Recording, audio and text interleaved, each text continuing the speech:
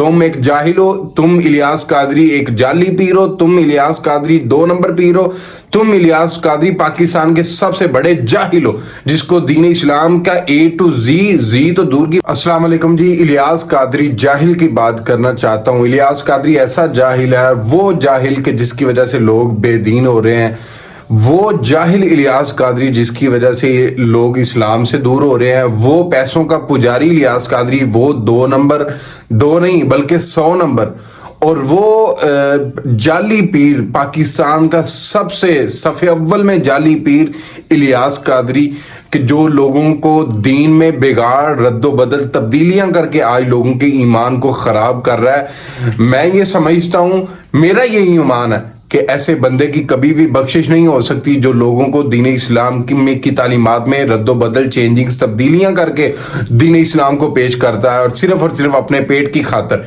और कहीं दूसरी बात यह है कि आपके बेटे की आपके साथ जो लड़ाई हुई है उसकी वजह ये तो नहीं है, ये वजूहात तो नहीं है।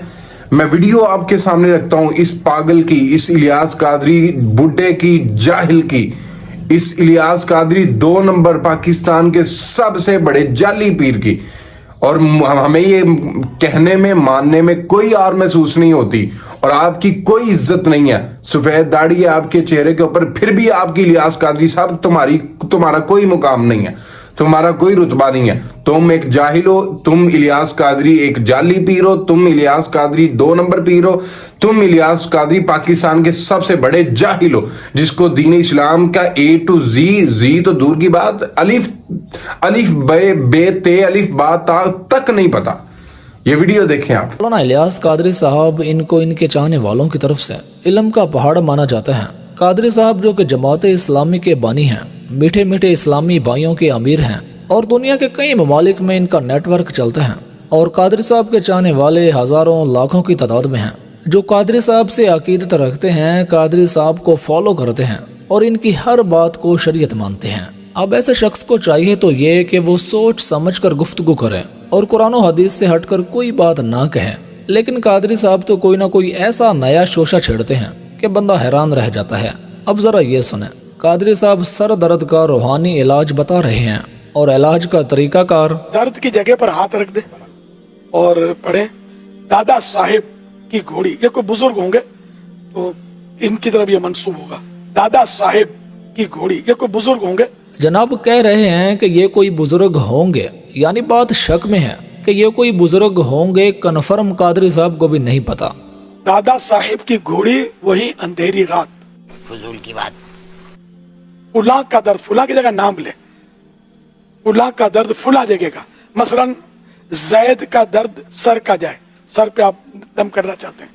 तुमसे मिले हुए मुझे 5 मिनट हुए, कुल 5 मिनट हुए, और तुमने मुझे उलझन में डाल दिया है।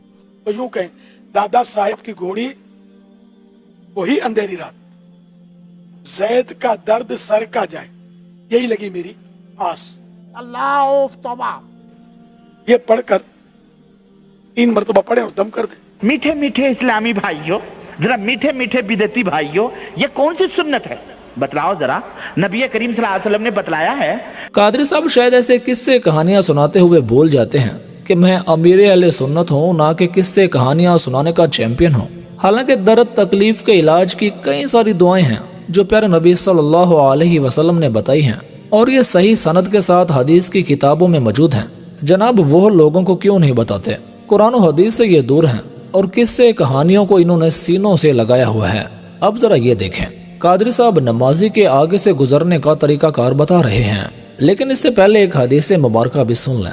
प्यारे नबी सल्लल्लाहु अलैहि वसल्लम ने फरमाया कि अगर नमाजी के आगे से गुजरने वाला शख्स ये जान लेता कि उस पर किस कदर गुनाह है, तो उसको नमाजी के सामने से निकलने से 40 साल खड़ा रहना ज्यादा पसंद होता। रावी हदीस कहते हैं कि मुझे याद नहीं कि 40 दिन कहा या 40 माह या 40 बरस। गोया ये नमाज पढ़ रहे हैं और हम दोनों निकलना चाहते हैं। अब 2 हो या 100 हो, वो मैं एक तरीका बताऊंगा कि इससे जितने चाहे सहवाए निकल सकते हैं। अब ये तो किसी किताब में नहीं लिखा। तो हम दोनों गोया निकलना चाहते हैं यहाँ से। तो एक इस्लामी भाई इनकी तरफ पीठ करके खड़ा हो जाए, बिल्कुल इनकी सीध में खड़े हो जाए। रहने दो भाई, आपको अल्लाह का वास्ता। ये खड़े होगा सीध में, ठीक है ना। अब मैं यहाँ से निकल गया, बगैर गुनाह के निकल गया। वाह मेरे दोस्त, अब ये अगर इधर आ जाएंगे तो ये गुनाहगार हो जाएंगे, तो अब इनको भी निकालना है मुझे। Very good.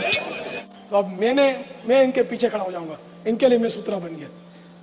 अब ये निकल गया, अब मैं जहां से आया था चला गया। एक इस तरीके से एक बंदा बिठाया, तमाशा लगा ले, उन्होंने दसो जिसके सामने तुसी ये तमाशा लाया वो बेचारा नमाज के पढ़ेगा। और मामा थोड़ी देर रुक ले, फिर अनफियों की तो नमाज होती 5 मिनट की है, किसी की 4 रखते भी रह गई, उसने 3.5 मिनट में पढ़ लेनी है, तू क्या करना है जाके बाहर, थोड़ी देर उसी को बैठा रहने दे, तमाशा जरूर लगवाना है आपने। तो बगैर गुनाह के हम दोनों निकल गए। तो इस तरह एक अगर खड़ा हो जाए ना, तो अब 1000 आदमी भी निकलना चाहे तो निकल जाए। तो ये कहाँ लिखा है? क्या ये रसूल करीम की तालीमात है? ये खुद साख्ता मिजाज है कौम का। तो खुदारा इस पे गौर करें, इस पे तदब्बर करें।